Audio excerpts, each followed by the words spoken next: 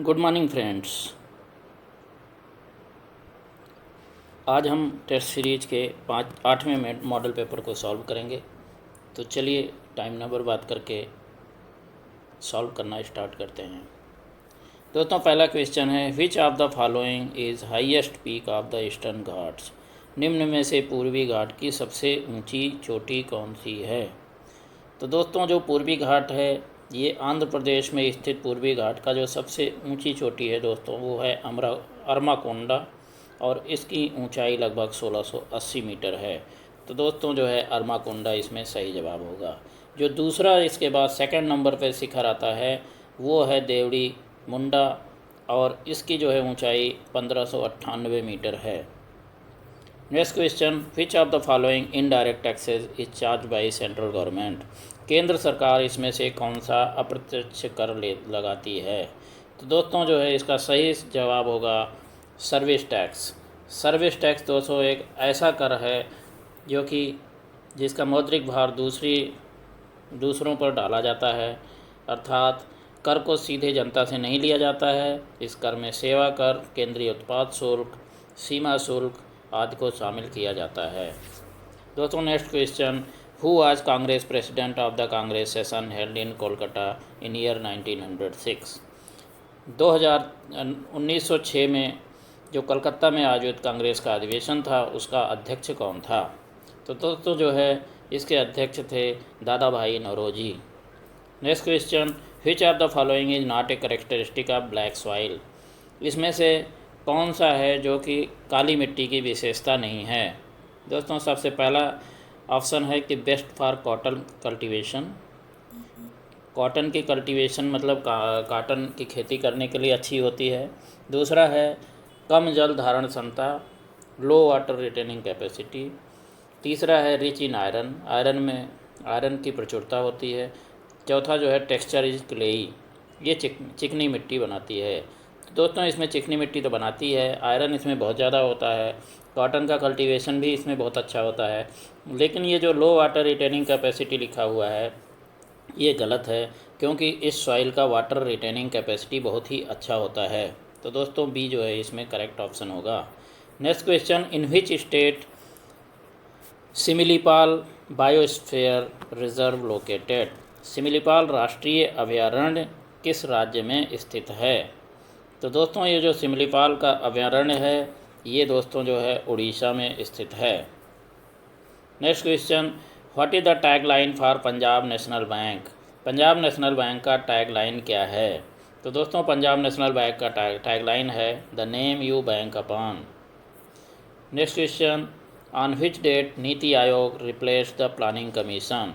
नीति आयोग ने planning commission को किस तारीख को रिप्लेस किया था। पहले दोस्तों प्लानिंग कमीशन बोला जाता था, उसके बाद चेंज करके नीति आयोग किया गया था।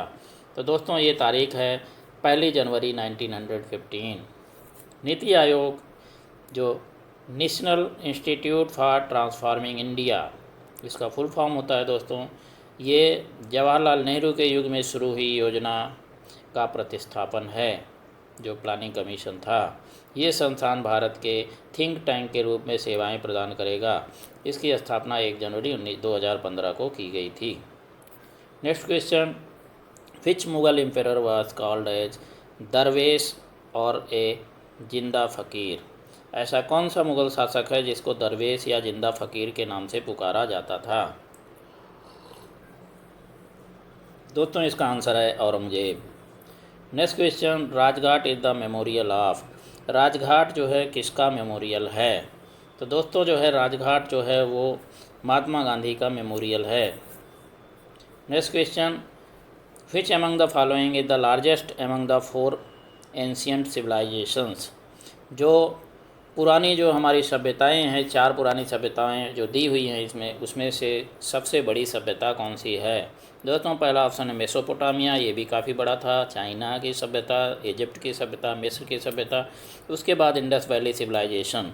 तो दोस्तों इसमें जो सही ऑप्शन है वो इंडस वैली सिविलाइजेशन है।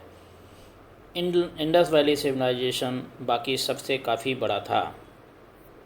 Next question, who was the first Indian to win all England badminton championship. ऐसा कौन सा भारतीय थे सबसे पहले जिन्होंने ऑल इंग्लैंड बैडमिंटन चैम्पियनशिप को जीता था? तो दोस्तों इसका सही जवाब है प्रकाश पादुकोण। दोस्तों प्रकाश पादुकोण ने इसको जो है 1980 में सबसे पहले जीतने वाले भारतीय बन गए थे। दुनिया में सबसे प्रतिष्ठित वार्षिक बैडमिंटन प्रतियोगिता ये होती है। ऑल इंग्लैंड ने पादुकोण को नंबर 1 की विश्व बैडमिंटन रैंकिंग में जीत दिला दी थी। दोस्तों largest lake in the world in terms of surface area is.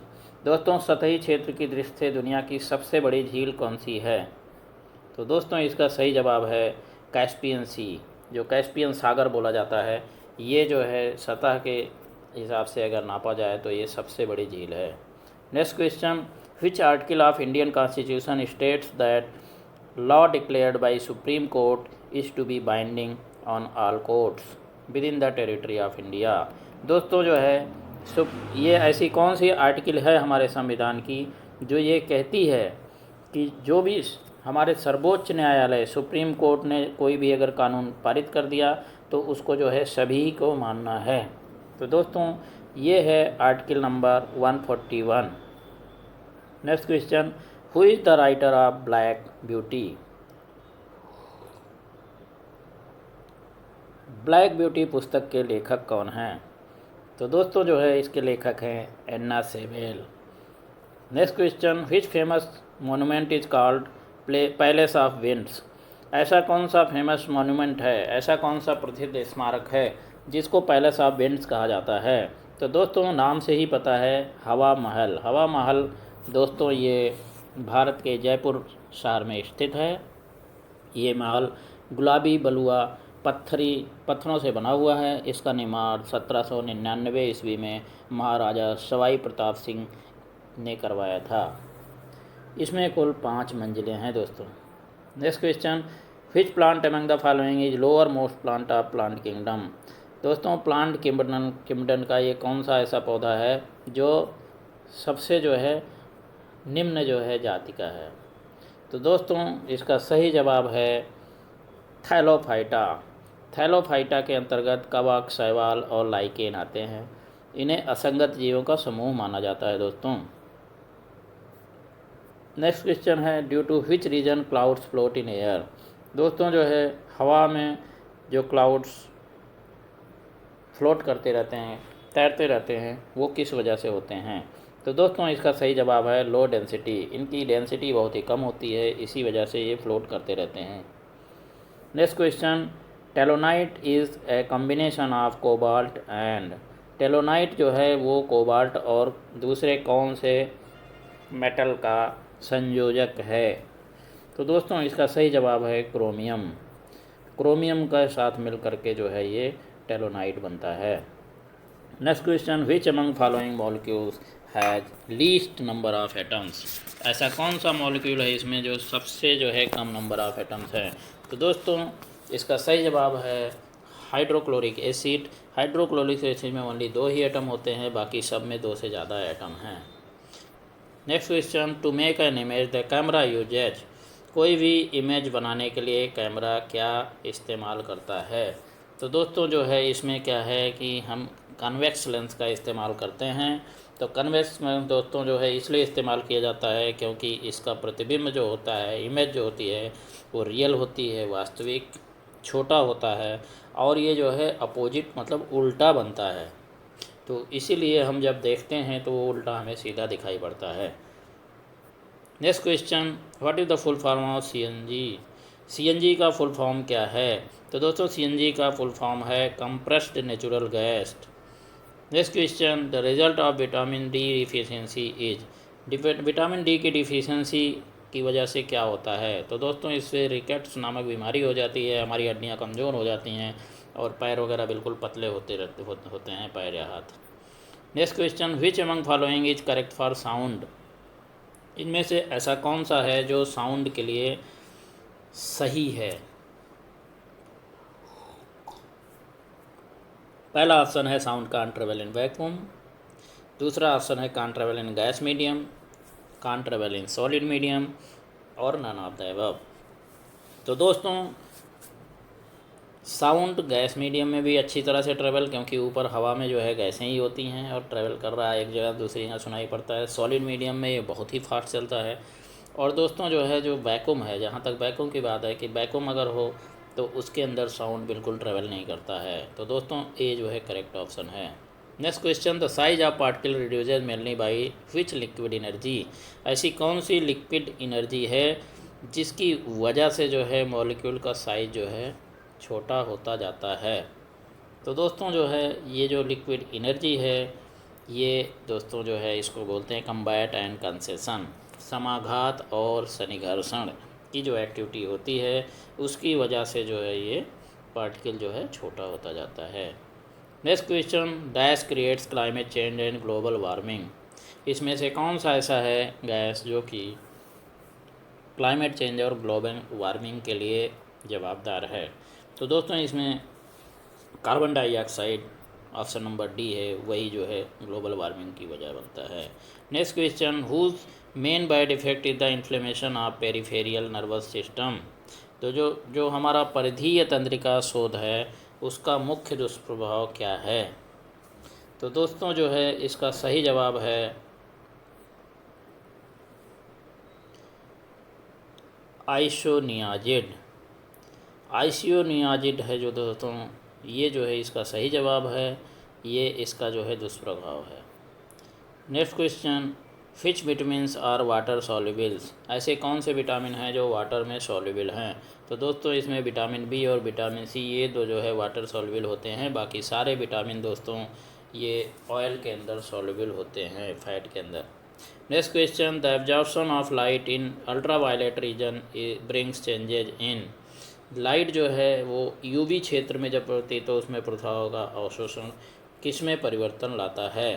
तो दोस्तों जो है इसमें जो सही जवाब है वो है इलेक्ट्रिक एनर्जी ऑफ एटम। दोस्तों एटम की जो विद्युत ऊर्जा होती है वो इससे प्रभावित हो जाती है। नेक्स्ट क्वेश्चन दोस्तों है, व्हाट इज़ न्यू जोल। न्यू जोल क्या है। तो दोस्तों न्यू जोल एक तरह का मिनरल ऑयल यानी कि खनिज तेल है। Next question, what is pyrimidine nucleobase found in RNA. दोस्तों जो है इसमें चिरमिडाइन न्यूक्लियोवेज जो होता है वो जो है जो आरएनए के अंदर पाया जाता है वो है क्या। तो दोस्तों जो है ये क्या होता है, एक यूरेसिल होता है। Next question, which is not a prime number. इसमें से कौन सा प्राइम नंबर नहीं है। तो दोस्तों इसमें जो है सही जवाब होगा ऑप्शन नंबर बी 437, क्योंकि 437 को अगर हम 19 और 23 का मल्टीप्लिकेशन करें या फिर 437 को 19 से या 23 किसी से भी डिवाइड करें तो ये डिवाइड हो जाता है। इसीलिए जो है ये एक प्राइम नंबर नहीं है। बाकी जितने भी हैं वो किसी से डिवाइड नहीं होते। Next question, if a retailer sells a shirt at 2350 and make 6% loss, at what price he should sell it to make 600 profit. दोस्तों एक खुदरा व्यापारी है, वो एक शर्ट को 1350 रुपये में बेचता है और उसे जो है 6% का नुकसान हो जाता है। दोस्तों ऐसी कौन सा रेट होगा जिसके ऊपर अगर वो बेचे तो उसे 6% का प्रॉफिट हो। तो दोस्तों इसका जो सही जवाब है वो ऑप्शन नंबर डी 2650 रुपीज़। दोस्तों इसको निकालने का तरीका यही है कि विक्रय मूल्य जो होती है वो क्या होगी कि जो सेलिंग प्राइस है उसमें जो है 100 + 6% का जो है जो लॉस हुआ है जो बढ़ाना है डिवाइडेड बाई 100 - 6। इसको करने से दोस्तों इसका सही आंसर आ जाएगा। Next question, find the value of x+2 का होल स्क्वायर। तो दोस्तों इसका a+b का होल स्क्वायर से करेंगे तो इसका वैल्यू आ जाएगा। करेक्ट आंसर ऑप्शन है option number C. Next question, A does double work than B in the same time. A जो है वो ए और बी दो लोग हैं, तो ए जो करता है वो बी का दोगुना काम जो है सेम टाइम में करता है। दोनों अगर एक साथ किसी काम को करते हैं तो they can dig A canal in 60 days. एक कैनाल को अगर दोनों एक साथ काम करके जो है खुदाई करते हैं तो 16 दिन में कंप्लीट करते हैं। तो दोस्तों इसमें सवाल पूछ रहा है कि how many days would be take if he had to the same canal working alone. अगर बी अकेला उसी काम को करता है तो उसको कितने दिन लगेंगे। तो दोस्तों इसका जो है सही ऑप्शन होगा ऑप्शन नंबर डी 48 डेज। तो दोस्तों इसको सॉल्व करने का तरीका ये होगा, पहले जो है हम एक दिन का दोनों का काम निकाल लेंगे, उसके बाद एक का अगर हम ए का जो है एक दिन का काम निकाल लेंगे तो बी का समझ लो कि उसका आधा होता है, तो उसका हाफ़ करने से जो है दोस्तों बी का काम निकल जाएगा। तो अगर जो है ए इसको कंप्लीट करता है 24 डेज में, तो बी कंप्लीट करेगा 24 इंटू 2 इक्वल टू 48 डेज। तो इस तरह से दोस्तों इसको सॉल्व करना है। आप अपनी कॉपी के अंदर भी सॉल्व करके इसका प्रैक्टिस कर लेना। Next question, find the square root of 16641। तो दोस्तों जो है स्क्वायर रूट को इसको सॉल्व आपको करना पड़ेगा। जब आप सॉल्व करेंगे डिवाइड से तो इसका करेक्ट ऑप्शन आ जाएगा, ऑप्शन डी जो है 129 जो है करेक्ट होगा। इसको आप अपनी कॉपी में चेक कर लें। Next question, find the value of 6719 square minus 3281 square. दोस्तों इसको सॉल्व करने का तरीका होगा ए स्क्वायर माइनस बी स्क्वायर के फार्मूले से इसको आपको सॉल्व करना पड़ेगा। तो अगर इसको जो है ए स्क्वायर माइनस बी का स्क्वायर का मतलब होता है ए प्लस बी, ए माइनस बी, तो इस वैल्यू में रखेंगे अगर, तो जो है ये सॉल्व हो जाएगा और ऑप्शन नंबर सी जो है आपका करेक्ट जवाब आ जाएगा। Next question, find volume of right circular cylinder of diameter 42 centimetre and height 14 centimetre. दोस्तों एक ऐसा जो है सिलेंडर है जिसका डायमीटर 42 सेंटीमीटर है और इसकी हाइट जो है 16 सेंटीमीटर है, 14 सेंटीमीटर है। तो दोस्तों जो है इसका कितना इसका आयतन होगा, तो इसका आयतन जो है वॉल्यूम निकाला जाता है, उसका सीधा फार्मूला होता है पाई आर स्क्वायर एच। तो दोस्तों पाई आर स्क्वायर एच में इसका वैल्यू रख देंगे तो करेक्ट ऑप्शन जो होगा वो option number D 19404। Next question, find the surface area of sphere of diameter 7 centimetre. दोस्तों 7 सेंटीमीटर वाले व्यास के एक गोले का के सतह का क्षेत्रफल निकालना है। तो दोस्तों इसके अंदर आपको सबसे पहले क्या करना पड़ेगा, क्योंकि इसमें डायमीटर दिया है, व्यास दिया है, तो ये 7 सेंटीमीटर है, तो इसकी जो त्रिज्या होगी, रेडियस होगा, वो 7/2 हो जाएगा। तो उसको निकाल करके दोस्तों आपको 4 पाई आर स्क्वायर फार्मूले से अगर सरफेस एरिया को निकालेंगे तो इसका करेक्ट आंसर आएगा 154 centimetre square. Next question, 48 persons can complete a piece of work in 7 days। How many days will 12 persons take to complete the same work. दोस्तों इसमें बोल रहा है कि अगर 48 पर्सन अगर करते हैं किसी काम को तो वो 7 दिन में पूरा होता है। तो अगर 12 लोग खाली काम करेंगे तो दोस्तों जो है क्योंकि 1/4 जो है पर्सनस कम हो गए, तो फिर काम जो है 4 गुना ज़्यादा दिन में ख़त्म भी होगा। तो इस तरह से दोस्तों इसका करेक्ट आंसर होगा option number D 28 days. Next question, solve 625 into 0.032 minus 2 into 1.44 upon 1.6। तो दोस्तों इसको आप सॉल्व करेंगे तो सबसे पहले ध्यान रखना है आपने कि पहले डिवाइड करना, फिर मल्टीप्लाई करना है, फिर उसके बाद एडिशन सब्ट्रैक्शन करना है। तो उस तरह से अगर आप इसको सॉल्व करेंगे तो करेक्ट आंसर आएगा आपका 18.2। Next question, find the remainder when 75382 is divided by 33। दोस्तों इसको आप जो है डिवाइड करना पड़ेगा। जब आप डिवाइड करोगे तो इसका जो है रिमाइंडर जो आएगा वो आएगा 10। Next question, HCF of 2 numbers is 23 and the other 2 factors of their LCM are 29 and 49. The smaller of these 2 numbers is। तो दोस्तों जो स्मॉलर नंबर होगा वो जो LCM 29 वाला है वही होगा। तो दोस्तों LCM 29 वाले को HCF से मल्टीप्लाई करेंगे तो करेक्ट आंसर आपको जो है आ जाएगा 667 है वो जो स्मॉलर नंबर है। Next question, solve under root 0.0081 into 0.03 का square divided by under root 0.001। तो दोस्तों इसको जब सॉल्व करेंगे आप इस तरह से तो करेक्ट आंसर जो आएगा option number A 0.27। Next question, if the LCM and HCF of 2 numbers are 1144 and 13 respectively and one of the numbers is 104, then find the other number। दोस्तों इसमें एक नंबर का HCF LCM तो दिया ही है, साथ में जो है एक नंबर बताया गया है कि 104 है। तो दोस्तों 104 एक नंबर है तो दूसरी संख्या ज्ञात करनी है। तो दोस्तों इसके अंदर जो है आपको जो करेक्ट ऑप्शन होगा 143 करेक्ट ऑप्शन है। और इसको सेकंड नंबर निकालने के लिए दोस्तों HCF LCM divided by first number अगर कर देंगे तो सेकंड नंबर निकल जाएगा। Next question, identify the odd one. Lion, tiger, wolf, buffalo. दोस्तों इसके अंदर लॉयन है, टाइगर है, वुल्फ है और उसके बाद बफेलो है। तो ये सारे के सारे जो है जंगल में पाए जाते हैं। लेकिन जो है इसमें एक फ़र्क है, जो लॉयन है, टाइगर है, वुल्फ हैं, इनके सींग नहीं होती है और बफेलो के सींग होती है। तो इसलिए दोस्तों जो है बफेलो जो है करेक्ट आंसर होगा। Next question, the father in law A is father in law of B, who is mother of C, D is mother of E, who is father of F and C, how is A related to E. दोस्तों जो है ए जो है वो B का ससुर है, और सी जो कि जो है सी की बी का ससुर है, और ए जो है क्या है, सी की माँ है, और डी और ई की माँ है, और जो एफ और सी का पिता है। तो ई ए और ई एक दूसरे से कैसे संबंधित हैं। तो दोस्तों इसको आपको पहले एक रफ डायग्राम बनाना पड़ेगा कि कौन किसका क्या है। तो उस खाका जब तैयार करके आप चेक करेंगे तो करेक्ट ऑप्शन आपका फादर होना चाहिए। तो आप इसको जो है बना करके चेक करिएगा और अपने आप को संतुष्ट करिएगा कि यही करेक्ट आंसर है। Next question, fill the blank in series 1BY 6FV 11JS 16NP। दोस्तों ये एक सीरीज है जिसके अंदर जो है ये तरह से जो है लेटर्स आगे बढ़ रहे हैं। तो इसमें करेक्ट ऑप्शन क्या होगा। तो दोस्तों इसको अगर ध्यान से आप देखेंगे तो इसका करेक्ट ऑप्शन जो है 21 RM है, क्योंकि 1 के बाद 6 आ रहा है, 6 के बाद 11 हो रहा है, तो 5 का फ़र्क हो रहा है, तो 16 का 5 अगर जोड़ेंगे तो 21 हो जाएगा। इसी तरह से बी के आगे एफ़ हो रहा है 4, मतलब +4 हो रहा है, फिर उसके बाद जे हो रहा है +4, फिर एन +4। तो इस तरह से जो है आर जो है +4 करने से एन से आ जाएगा।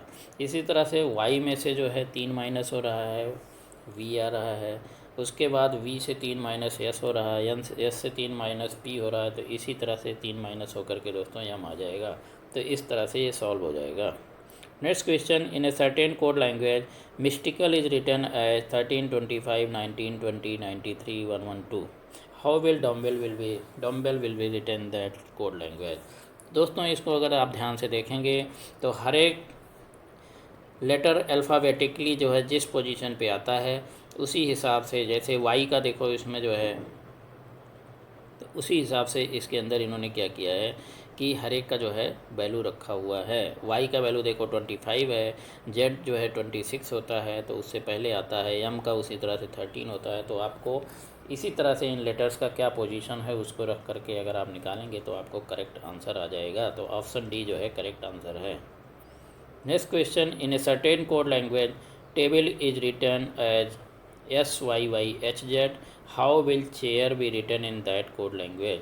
तो दोस्तों जो है इसमें क्या किया गया है कि एक कोड लैंग्वेज है जिसके अंदर इस तरह से लिखा गया है। तो अगर आप देखेंगे टेबल को जो है टी से पहले एस है तो 1 माइनस किया गया है, ए में 2 माइनस किया गया है, नेक्स्ट वाले में वाई उसमें 2 माइनस किया हुआ है।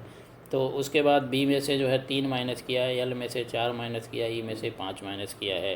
तो इसी तरह से जो है आप इसको करेंगे तो आपका जो करेक्ट आंसर आएगा BFXEM। तो ये जो है करेक्ट आंसर आ जाएगा। तो दोस्तों यहीं पे